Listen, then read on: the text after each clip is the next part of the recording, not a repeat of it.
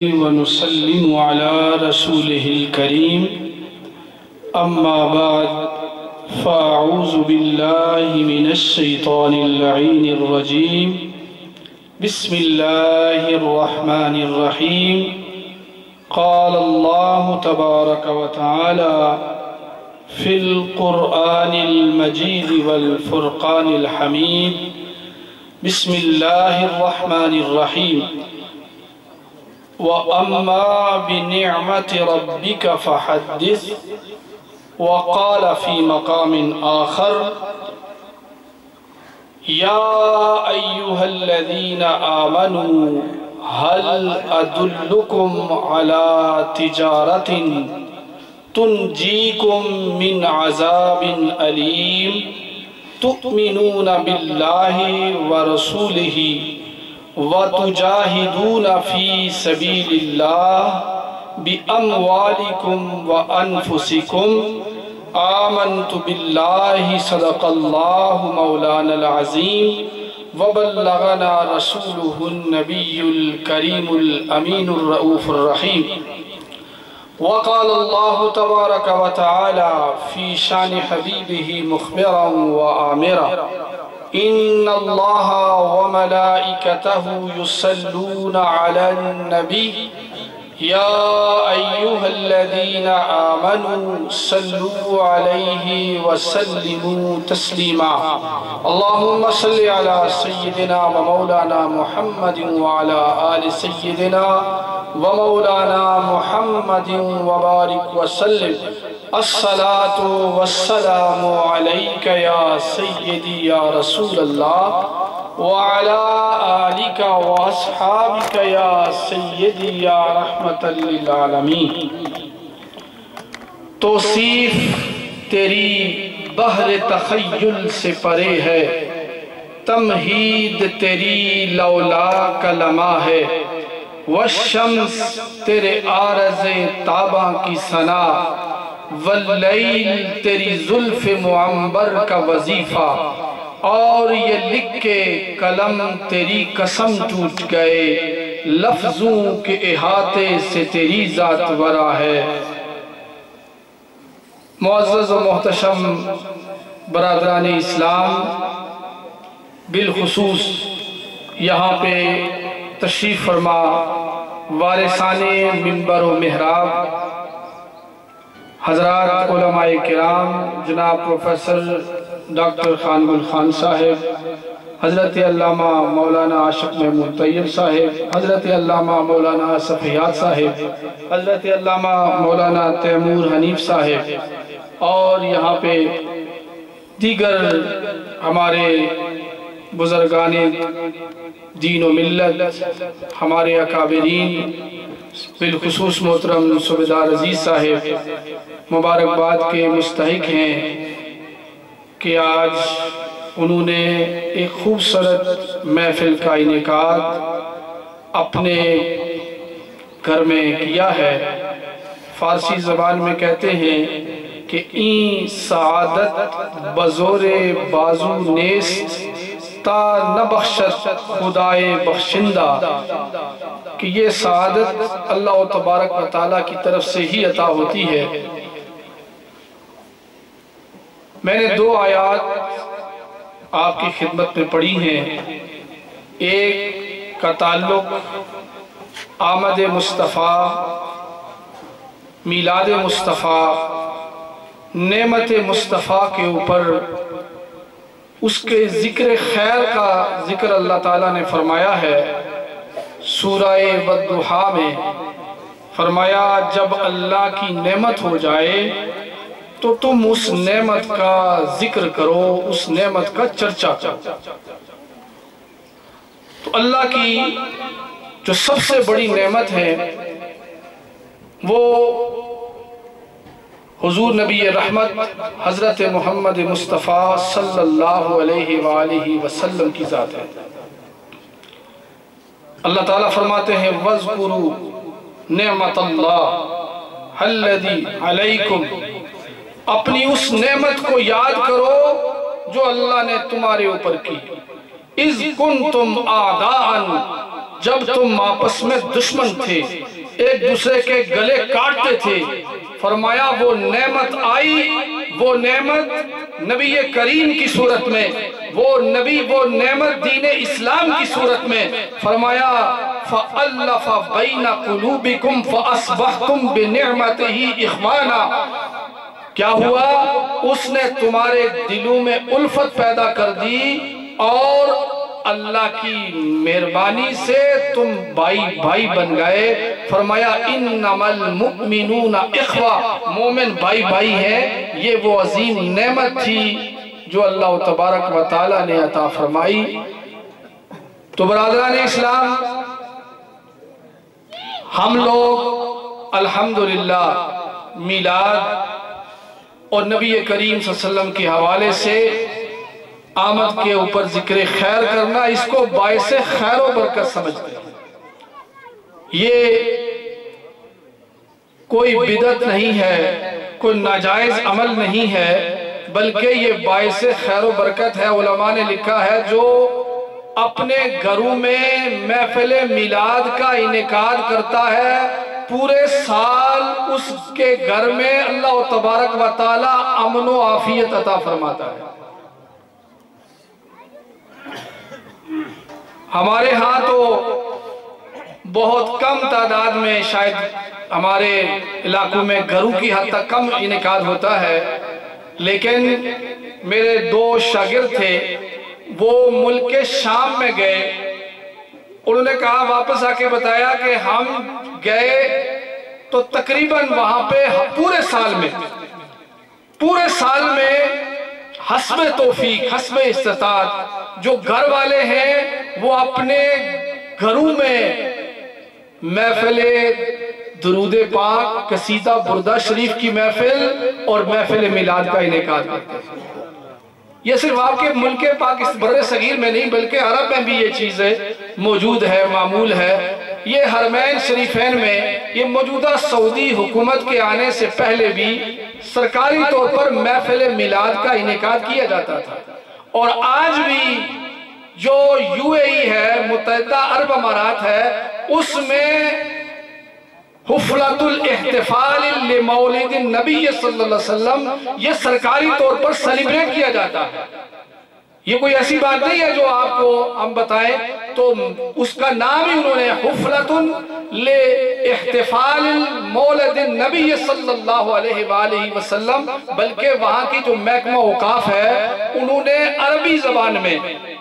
نبی کریم صلی اللہ علیہ وآلہ وسلم کی آمد کے اوپر، میلاد کی محفل کے سجانے کے اوپر انہوں نے باقاعدہ ایک پمفلٹ جو پورا جو ہے وہ شائع کیا ہے، وہ موجود ہے، کسی کو اگر چاہیے تو وہ بھی اس کو دکھایا جا سکتا ہے۔ بہرحال لیکن آج کا ہمارے اکثر لوگ یہ بات کرتے ہیں کہ آپ کے جو علماء کرام ہیں وہ میلاد، عرس اور ختم کے اوپر تو ضرور زور دیتے ہیں، لیکن جہاد کی بات نہیں کرتے۔ آج میں نے جو موضوع سخن بنایا ہے آیت کو، وہ اسی جہاد کے متعلق ہے۔ سورہ صف کی آیت ہے، رب ذوالجلال فرماتے ہیں حل ادلکم، اے ایمان والو کیا میں تمہیں ایسی تجارت کے بارے میں نہ بتاؤں؟ وہ ایسی تجارت ہے کہ جس تجارت کے اوپر کیا ہوتا ہے؟ فرمایا وہ تجارت تمہیں دردناک عذاب سے نجات دے گی۔ اور وہ تجارت کون سی ہے؟ فرمایا پہلی بات یہ ہے اللہ اور اس کے رسول پر ایمان لے آؤ۔ پہلی کیا ہے؟ اللہ اور اس کے رسول پر ایمان لے آؤ۔ اور دوسرا عمل فرمایا وہ یہ ہے تجاہدون فی سبیل اللہ بِأَمْوَالِكُمْ وَأَنفُسِكُمْ، تم اللہ کے راستے میں جہاد کرو، اپنی جانوں سے بھی اور اپنے مالوں سے بھی۔ اور برادران اسلام، آج آپ یاد رکھیے جو اہل اسلام کا وتیرہ رہا ہے، جب بھی قربانی کا وقت آتا ہے، جب بھی ملک و ملت سے وفاداری کا وقت آتا ہے، अल्हम्दुलिल्लाह उलमाए अहले सुन्नत, अवामे अहले सुन्नत वो पहली सफ़ में मौजूद होते हैं और कुर्बानी देने से और जज्बा जिहाद से ये लोग घबराते नहीं हैं, भागते वाले नहीं हैं, उससे सरशार हैं। बरादरान इस्लाम, अल्लाह के प्यारे नबी सल्लल्लाहु अलैहि वालिहि वसहबिहि वसल्लम ने इरशाद फरमाया, मा इग़बरत क़दमा अब्दिन फतमस्सहु अन्नार, फरमाया जिस आदमी के पाँव अल्लाह के रास्ते में गुबार आलूद हो जाते हैं जिहाद करने के लिए, अल्लाह ताला उसकी कदम को आग उसको कभी नहीं छुएगी। और याद रखिए, ये जो हम बयान कर रहे हैं ये कोई मिलाद से हटके नहीं है, ये भी मिलाद का तकाजा है और ये भी मिलादुन नबी है कि हमारे प्यारे नबी ने आज की जो सूरत हाल है, आज अगर इंडिया नापाक जसारत करता है तो अहले ईमान को, अहले कश्मीर को इंशाअल्लाह तबारक व ताला वो अगली सफू में पाएगा और जज्बाए जिहाद से हम सरशार होंगे। अल्लाह के प्यारे नबी सल्लल्लाहु अलैहि वालिहि वसहबिहि वसल्लम ने इरशाद फरमाया मैं चाहता हूं, एक रिवायत में आता, पूछा गया अय्युल आमाल अफदल, कि सबसे अफजल अमाल कौन से हैं? फरमाया अल ईमानु बिल्लाहि व रसूलिही, फरमाया अल्लाह और उसके रसूल पर ईमान लाना सबसे अफजल अमल है। फिर फरमाया उसके बाद कौन सा अफजल अमल है? फरमाया अल जिहादु फी सबीलिल्लाह, अल्लाह के रास्ते में जिहाद करना। और दूसरी रिवायत में आता है कि सरकार ने फरमाया कि कौन से, पूछा गया सरकार से, हजरत अब्दुल्लाह इब्न मसूद रावी है, फरमाया कौन सा अमल अफजल है? फरमाया अस्सलातो अला मीकातिहा, नमाज अपने वक्त पर अदा करना ये अल्लाह को सबसे ज्यादा पसंदीदा अमल है। फरमाया सुम्मा मन, उसके बाद कौन सा अमल अफजल है? फरमाया बिर्रुल वालिदैन, वालिदैन के साथ हुस्ने सलूक करना ये अफजल अमल है। फरमाया उसके बाद कौन सा अफजल अमल है? फरमाया अल जिहादु फी सबीलिल्लाह, अल्लाह के रास्ते में जिहाद करना। फरमाया जब बंदा मर जाता है, फरमाया क़यामत वाले दिन जब अल्लाह ताला की नेमतों को, एहसानात को, करम नवाजियों को देखेगा तो उसके बाद वो इस दुनिया में वापस आने की ख्वाहिश नहीं करेगा, तमन्ना और आरज़ू नहीं करेगा कि मुझे वापस इस दुनिया में लुटाया जाए। फरमाया सवाए एक शख्स के जिसको अल्लाह के रास्ते में शहीद कर दिया गया, उसकी ये आरज़ू और ये तमन्ना होगी कि काश के मुझे शहीद किया जाए अल्लाह के रास्ते में, एक मर्तबा नहीं, 2 मर्तबा नहीं, फरमाया 10 मर्तबा तक उसकी ये ख्वाहिश होगी कि मुझे बार बार शहीद किया जाए, जिंदा किया जाए, वापस लौटाया जाए और मैं वो इस शहादत में अल्लाह ने इतना कैफ और सुरूर रखा है। तो बरादरान इस्लाम, आज आप देखते हैं कि हमारे बहुत सारे अहबाब ऐसे हैं जो पाकिस्तान और पाकिस्तान की फौज के हवाले से शायद उनके नजरियात और जज्बात इतने अच्छे नहीं हैं, गासिब अफवाज कहा जाता है। लेकिन आज देखिए, अगर हमारी सरहदों पर सुकून है, हम पुरसुकून हैं, तो आज अफवाज पाकिस्तान की वजह से है। इस बात को हमें समझना चाहिए। आज फलस्तीन के ऊपर जो आग और आहन की बारिश हो रही है, जो जुल्म और सितम के पहाड़ तोड़े जा रहे हैं, अल्लाह का फजल है, अल्लाह की मेहरबानी है कि आज हम आजादी के सांसें इस मुल्क में ले रहे हैं। और आज हमें ये याद करना होगा कि हमारे आबा व अजदाद जिन्होंने दीन इस्लाम के नाम पर यह खित्ता आजाद करवाया था, उस खित्ते की हिफाजत के लिए अगर हमें अपनी कुर्बानी देनी पड़ी तो हम जरूर वो कुर्बानी जरूर देंगे। और کسی نے کہا تھا کہ کبھی اے نوجوان مسلم تدبر بھی کیا تو نے، وہ کیا گردو تھا تو ہے جس کا ٹوٹا ہوا تارا، تجھے تو اس قوم نے پالا ہے آغوش محبت میں، کچل ڈالا تھا جس نے تاج سر دارا۔ اور اقبال نے کہا تھا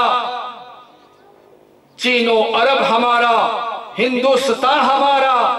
مسلم ہے ہم، وطن ہے سارا جہاں ہمارا، توحید کی امانت ہے سینوں میں ہمارے، آسان نہیں ہے نام و نشاں مٹانا ہمارا۔ دنیا کے بت قدوں میں پہلا وہ گھر خدا کا، دنیا کے بت قدوں میں پہلا وہ گھر خدا کا، ہم پاسباں اس کے وہ پاسباں ہمارا۔ برادران اسلام، محبت رسول کی روشنی میں، عشق رسول کی روشنی میں ہمیں یہ درس ملتا ہے کہ صحابہ کرام نے غزوات میں، جنگوں میں بڑھ چڑھ کر حصہ لیا۔ روایات میں آتا ہے کہ سرکار دو جہاں صلی اللہ علیہ وآلہ وسلم نے فرمایا کہ میں یہ چاہتا ہوں کہ میں اللہ کے راستے میں جہاد کروں، مجھے شہید کیا جائے، پھر جہاد کروں، پھر شہید کیا جائے، پھر شہید کیا جاؤں، پھر شہید کیا جائے اور مجھے دوبارہ لوٹایا جائے۔ تو یہ پیارے نبی صلی اللہ علیہ وآلہ وسلم نے فرمایا صبح کے وقت یا شام کے وقت اللہ کے راستے میں جانا یہ دنیا وما فیہا سے بڑھ کر ہے۔ اللہ تبارک و تعالی ہمیں یہ توفیق نصیب فرمائے کہ ہم اپنے اس ملک و ملت کی دفاع کر سکیں اور اس کے حوالے سے جو ہمیں ہدایات و رہنمائی ملے ہم اس کے اوپر پورا اتر سکیں۔ وآخر دعوانا ان الحمدللہ رب العالمین۔